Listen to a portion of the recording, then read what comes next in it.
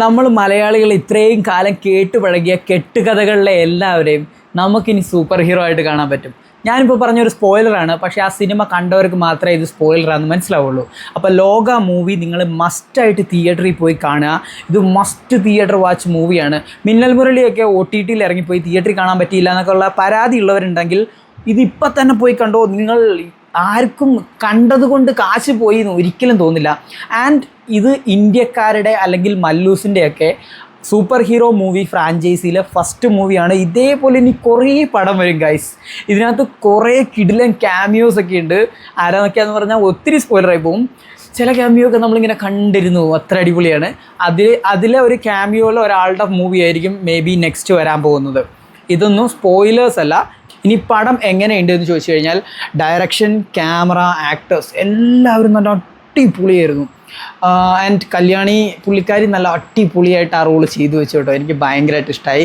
പിന്നെ നമ്മുടെ നെസ്ലൻ ആൻഡ് ചന്തു, ഇവർ രണ്ടാളും കൂടെ ഇതൊരു സീരിയസ് ടൈപ്പ് മൂവിയാണെന്ന് നമുക്ക് തോന്നും തുടക്കത്തിലൊക്കെ. പിന്നെ കോമഡി നല്ല പോലെ വർക്കൗട്ട് ചെയ്യിപ്പിക്കുന്നുണ്ട്. ഇവർ രണ്ടാളും സ്ക്രീനിൽ ഒരുമിച്ച് വന്ന അപ്പോൾ കോമഡിയാണ്.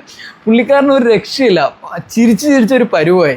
ഈ DC മാർവൽ ഫാൻസൊക്കെ ഇല്ലേ, അവരൊക്കെ കണ്ടു പഴകിയ കുറേ സൂപ്പർ ഹീറോസിനെയൊക്കെ നിങ്ങൾക്ക് വേണമെങ്കിൽ സിമിലാരിറ്റിയൊക്കെ തോന്നാം.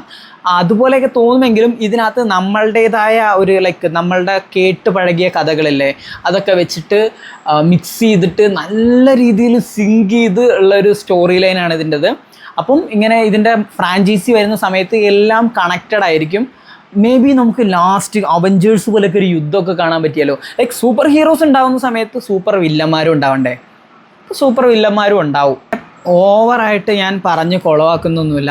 നിങ്ങൾ മാക്സിമം പോയി കാണാൻ ശ്രമിക്കുക. കണ്ടു കഴിഞ്ഞാൽ അടിപൊളി ഒരു എക്സ്പീരിയൻസ് ആയിരിക്കും. സൗണ്ട് ക്വാളിറ്റിയൊക്കെ അടിപൊളിയാണ്. Visual experience and story line നല്ല രീതിയിൽ വർക്കൗട്ട് ആവും.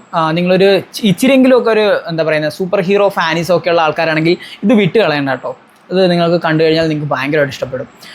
നമ്മുടെ സ്വന്തം യൂണിവേഴ്സാണ് ഇനി വരാൻ പോകുന്നത് ഗൈസ്. ഒരു ഇന്ത്യൻസിൻ്റെ ഒരു super hero movie franchise type സാധനം.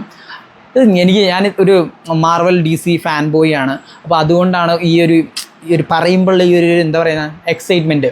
അപ്പോൾ ആസ് എ മൂവി ആയിട്ട് നിങ്ങൾ കാണുകയാണെന്നുണ്ടെങ്കിൽ നിങ്ങൾക്ക് നല്ലൊരു എൻ്റർടൈനറാണിത്. അതുപോലെ തന്നെ വിഷ്വൽ ക്വാളിറ്റി, അഭിനയിച്ചവരായാലും കോമഡി ആയാലും സ്റ്റോറി ലൈൻ ആയാലും എല്ലാം കൊണ്ടും ഒരു നല്ലൊരു സ്റ്റോറിയുള്ള ഒരു നല്ലൊരു മൂവി. സോ മാക്സിമം നിങ്ങളുടെ ഫ്രണ്ട്സൊക്കെ ആയിട്ട് ഈ ഓണത്തിന് സിനിമ തിയേറ്ററിൽ പോയി കാണാൻ ആഗ്രഹിക്കുന്നുണ്ടെങ്കിൽ ഇത് ചൂസ് ചെയ്തോ, ധൈര്യമായിട്ട് ടിക്കറ്റ് എടുത്തോ. ഞാൻ ഈ പറഞ്ഞതിനൊന്നും നിങ്ങൾക്ക് മോശമായിട്ടൊന്നും തോന്നില്ല.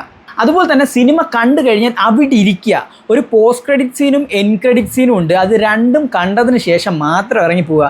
കുറേ എണ്ണം അത് കഴിഞ്ഞു എന്നും പറഞ്ഞ് ഇറങ്ങി അങ്ങ് പോയി. അപ്പോഴേക്കും അടുത്ത സീൻ കാണിച്ചപ്പോൾ പിന്നെയും കയറി വന്നു. അതുകൊണ്ട് ആ തിയേറ്ററിൽ നിന്ന് എല്ലാം എഴുതി കാണിച്ച് കഴിഞ്ഞിട്ട് ഒരു സാധനം വരുന്നുണ്ട്, അതുകൂടെ കണ്ട് കഴിഞ്ഞിട്ട് നിങ്ങൾ ഇറങ്ങാം.